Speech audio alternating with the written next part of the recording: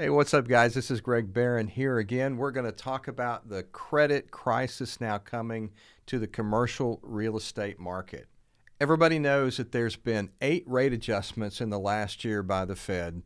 We've actually raised interest rates, I think, to date, a total of 160% over the last year. And what most companies are going to be faced with right now are those reoccurring financing problems and challenges that they have in 2023 and 2024. And today, we're going to discover a little bit about what those issues are and maybe even pop into some of the opportunities that we might all have in the coming next couple of years. First off, let's take a look at some of the data-driven numbers that are coming out by some really intelligent people, a lot smarter than I am, that are coming up with numbers that show just exactly what loans are coming due in what certain asset classes. There's a lot of publications out there that give the maturity outlook for loans that have been originated in, say, 2017 and 2018. And unlike residential mortgages that are usually termed out at 30 years and some are at 15, commercial loans usually have a 3, 5, 7-year outlook as far as their rate structure, although they're amortized over 20 to 25 years. The difficulty in that is the prediction of where that market might be in year 3, 5, or 7 when you get ready to refinance. So here's a challenge with those of us who are developers and investors. We originate our loans thinking and being optimistic that that rate structure is going to carry all the way to the term when we exit, but the fact is that's not always the case as we're seeing today. After 8 increases by the Feds, they're giving no indication that they're going to slow down right now. As a matter of fact, recently it came out of the St. Louis Fed that they anticipate not only a 25 basis point increase, but more likely a 50 basis point increase again, and I don't think they're done yet. So this is troubling for many asset classes in the commercial real estate market.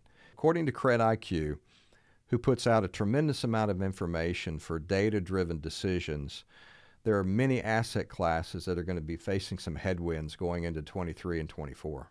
As you can see from the attached graph, small business loan lenders have the greatest amount of exposure as this subset, and it comprises about $100 billion of scheduled maturities in 2023.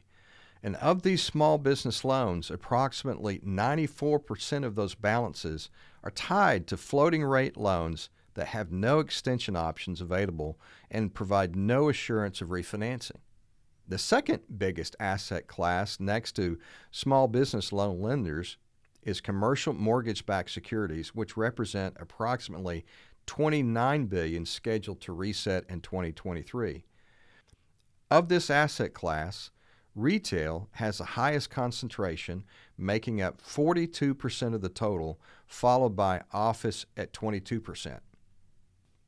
Unfortunately, these two asset classes have been bludgeoned the last couple of years, as office tenants have been reticent to move back into full-time work environment, and the general slump in retail sales has affected the retail asset class as well. During this environment, there's several factors that are affecting the restructuring of these loans that are coming due. Obviously, rates have increased, but lenders have also tightened their lending covenants, making it more difficult in the refinancing stage during this year and probably next as well. Developers, on the other hand, are experiencing headwinds on their own.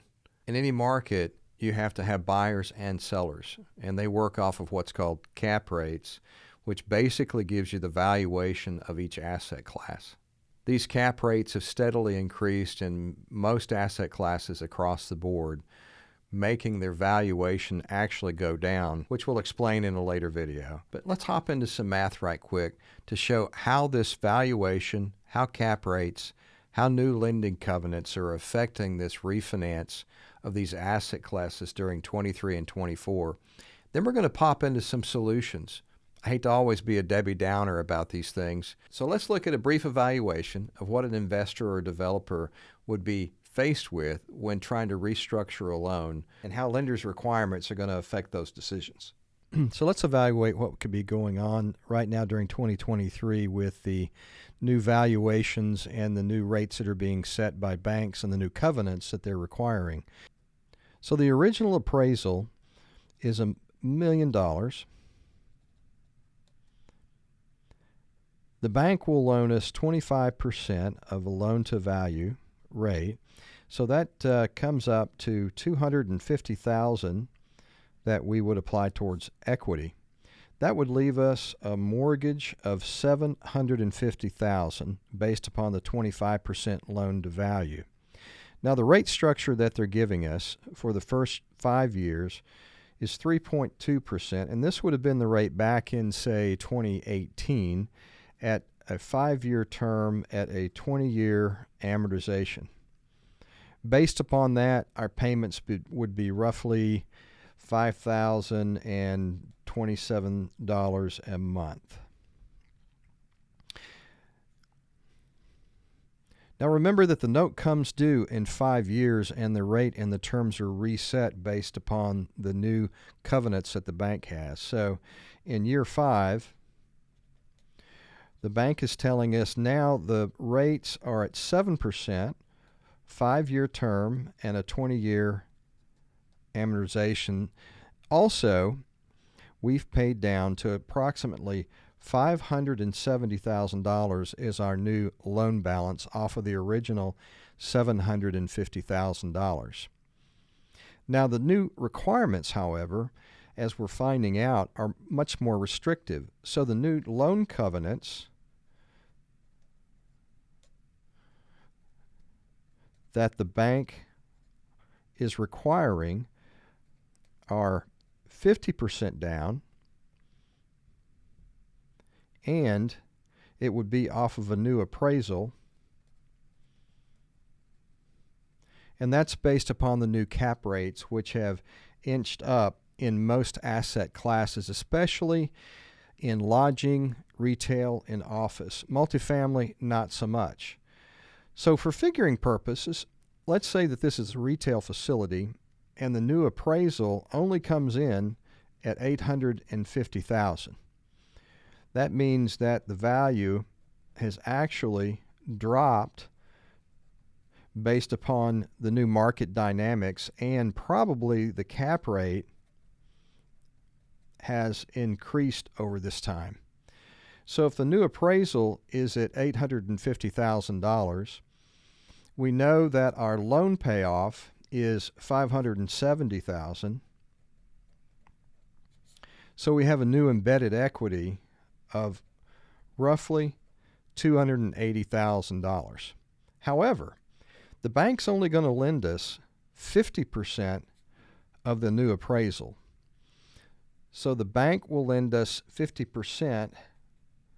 Our loan balance at year 5 is $570,000.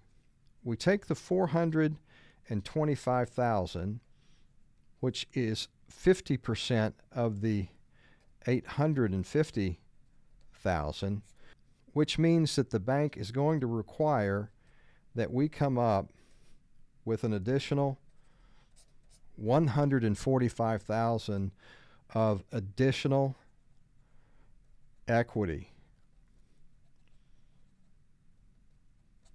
for the project. Now, also, you have to remember that the new terms that they have required are 7%, still over 5 years, and a 20-year amortization, which would make our new payments actually less at roughly $3,943. Payment goes down from the original $5,027, but we've had to come up with an additional $145,000. So what this means for the investor is they've got basically 3 decisions. 1, they've got to come up with an additional $145,000. 2, they're going to have to sell the property, most likely at a loss, because the new appraisal is less than what they originally put in the project. Or 3, in the worst case, is a foreclosure. The opportunities for buyers, quite frankly, are number 2 and number 3. It's an opportunity for new buyers to pick up a previously appraised project at $1 million, most likely south of $850,000. These opportunities present themselves during these transitionary times and allow a new breed of investor to pick up properties and scale their investments where they would have otherwise not had the opportunity. So it's not all bad news. In every transition that we have, like we're facing right now, there's an opportunity to monetize some opportunities. Thanks everybody for listening. Be sure and like and subscribe if we've been any help to you. We'll see you the next time.